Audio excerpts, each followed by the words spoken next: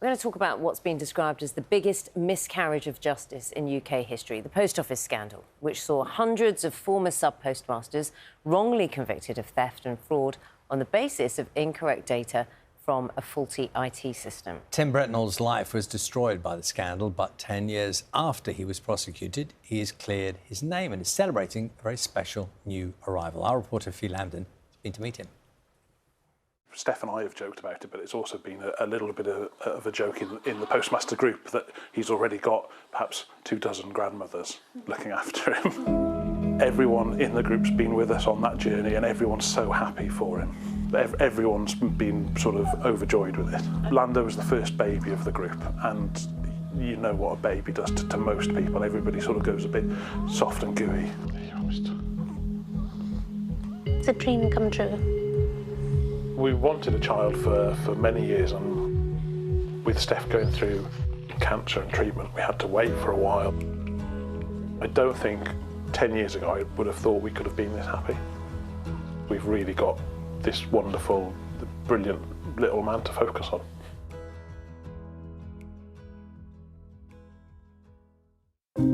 Good morning. The Sub-Postmasters fighting for justice. The evidence I shall give. That the evidence I shall give. Shall be the truth. Should be the truth. The whole truth. The whole truth. And nothing but the truth. I totally lost in the moment because I knew I hadn't stolen. There was no evidence that I'd stolen anything. I certainly wasn't living, the high life from ill-gotten gains. Tim was charged with false accounting. 11 years later, he finally cleared his name. It really started to feel like I was trapped in a nightmare.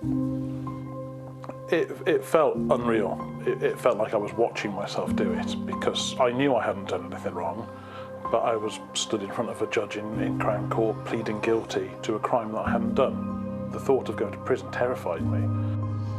Tim was one of many sub-postmasters who gave evidence at the inquiry.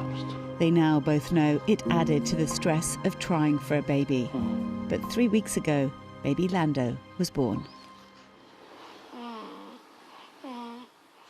Told us over and over, you're the only one.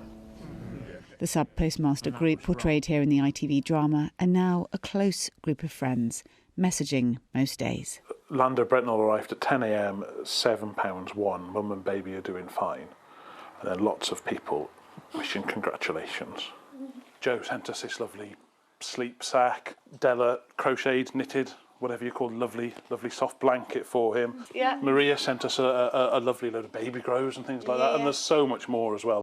Everyone in the group's been with us on that journey and everyone's so happy for him. The whole group is sort of celebrating Lando's birth. Yeah, everyone's been sort of overjoyed with it. The inquiry, listening to all the evidence, has now finished and is taking a break for the summer. In the autumn, it will consider recommendations for the future. But 15 years on, Tim, like so many others, is still waiting for compensation. Living next door is a constant reminder of what happened. I was in my early 20s when we took it on, and that was going to be my future, and that was all ripped away after 5 years. Can you put it all behind you now? 10 years ago, I wouldn't have thought it was possible to be this happy and we'd have sort of this new life ahead of us. It's been a constant sword hanging over us, the post office, and the struggle to get a baby, which just happened naturally. It's just been a real joy to be able to start to build towards the next chapter. Fiona Lambden, BBC News.